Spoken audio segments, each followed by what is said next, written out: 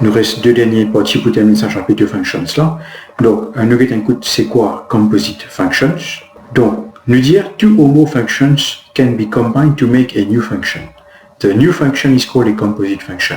Et aussi, une composite function, on appelle aussi a function of a function. Comment je peux trouver le set diagramme là? Ok, là je peux trouver, on prend trois différents sets. Ça c'est nos domaines, ça nous codomaine pour G, et ça c'est nous codomaine pour FG. Ok, donc G, il prend un élément X, là-dedans, il y a relié ici, et une autre fonction qui est pour prendre une function values de G, ok, il prend relié de ce set. Et nous quand prendre depuis nous first set jusqu'à dernier set là, on appelle une composite function FG. Ok, deux trois notations qui sont importantes pour composite function qui je supposé connaître. Donc fgx, c'est pareil que moi f en bracket gx, ça veut dire quoi? Nous pouvons prendre gx, nous pouvons fill into the function fx. On nous peut remplacer gx de fx. gfx, lui c'est quoi? Donc nous pouvons remplacer fx de gx. Après il y a l'autre qui s'appelle fx. Nous écrivons comment f square x, mais f square x pas veut dire en bracket fx to the square. Non, il n'est pas pareil ça. Ok, donc ça c'est quoi? Nous pouvons remplacer fx dans lui-même. Ok, gx même affaire, nous pouvons remplacer gx dans lui-même et pas oublier g square x n'est pas pareil comme gx to the square. Maintenant, on va concentrer nous sur deux composite functions. Donc, comment je connais fg avec gf, c'est pas pareil. Cette expression pas pareil. Parce qu'il y a deux différentes expressions, ça can poly. Donc, logiquement, si fg avec gx différent, ça quand même bien dans ce différent domaine et ça quand même bien dans ce différent range. Mais comment nous connaissons, est-ce qu'il ce range dans ce domaine existait? Comment nous calculer? Nous allons écouter. Get ça diagramme en bas là. Nous prenons les 3 sets, nous espérons que gain comprendre les. Et just the diagram below show the relationship between the domains and range of functions fg and the range of the composite function fg. Ok? Il y avait pareil que moi ça diagramme là ou là, ça qui me fait faire là, fait qu'explique là, mais c'est excepté qu'ici c'est gf. Donc ici nous avons le domaine of f, donc c'est pas un x values. Quand nous prenons un x values, nous avons ici, supposément nous avons un range of f. Ok? Et si nous avons une fonction g qui peut prendre sa valeur f là, nous gagnons gf. Maintenant, nous disons qui, pour sa gf là il existait, range of f il est pour bien within the domain of g. Ok? C'est quoi maintenant? Nous allons écouter. Donc, un petit note qui me mettait. Usually the range of f must completely be contained within the domain of g for the function gf to be formed. En d'autres mots, to exist. Sinon, il ne peut pas exister. Si range là, le range c'est un set of values of x, si range là, est out of the set of values of domain of g, ça veut dire qu'il ne peut pas exister. Ça veut dire qu'il est bien within. Donc, similarly, the range of g must be completely contained within the domain of f for the function fg to be formed. I nous get un exemple. Nous avons deux fonctions, f and g, tous les deux les defined for x greater than 0, fx est égal à 2x, gx est égal à square root x respectively. In this case, the composite function gf can be formed because the range of f for x is greater than 0 is y greater than 0.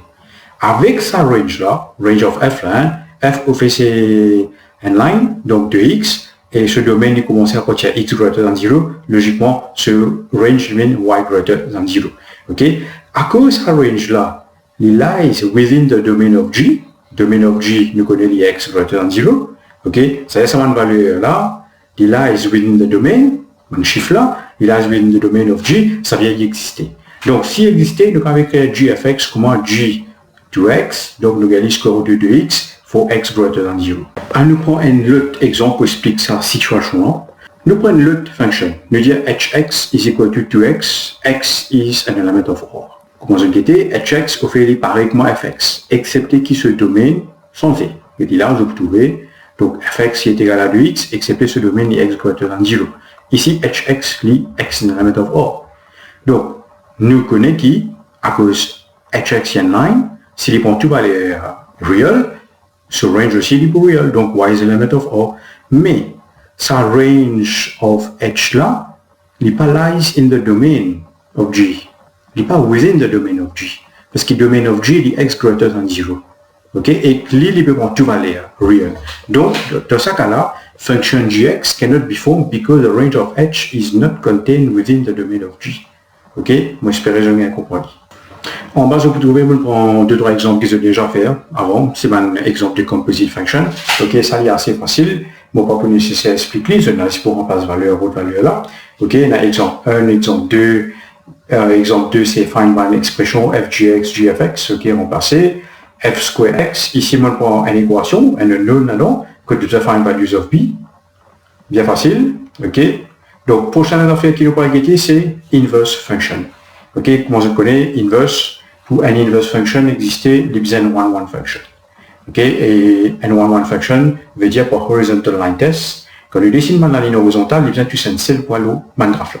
S'il est tous des points ou plus, l'ibsen pas one-one, l'ibsen inverse. Ok, donc un inverse function il dit le contraire. Il prend depuis codomaine, il y a deux domaines.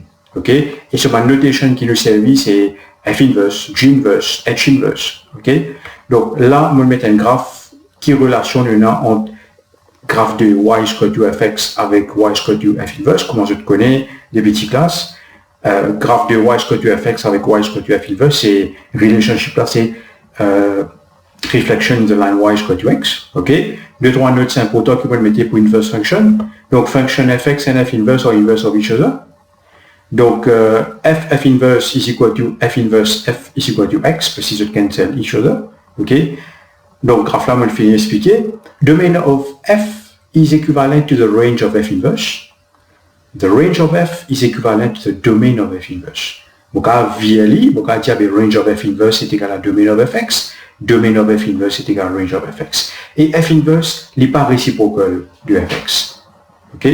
Donc, mon prend deux cases. Premier case, c'est finding expression for inverse function qui est extra facile. Ok, je vous ai connu au fait qu'il y a des fonctions dans une ligne quadratique. Surtout pour une quadratique qui est vraiment important. Parce que quand je pourrais faire subject en formula, je pourrais gagner ça plus ou moins ça. Mais je vais choisir entre celui-là. Comment je peux choisir? Tout dépend de notre domaine. Donc, si x est greater, nous prenons le positif.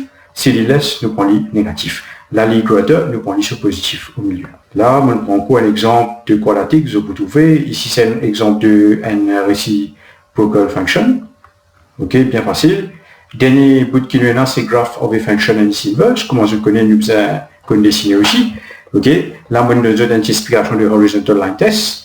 Ok, et comment je peux dessiner un graphe de man inverse? Premier, je sketch y square to fx, mais je besoin guetter qui graphe une donnée, est-ce qu'il y a une ligne, une quadratique, je besoin comprendre. Ok, je sketch de la ligne y square to x qui représente une mirror line, nous refléter ce graphe-là de la ligne y square to x pour nous gagner le graphe y square to f inverse. Et relation si démontre c'est reflection de la ligne y square to x. Et si j'en mets démontre any point of intersection between graphe de fx et f inverse, il est plus facile pour je solve fx avec x. Ok, et comment je vous connais sur x coordinate et y coordinate c'est pareil.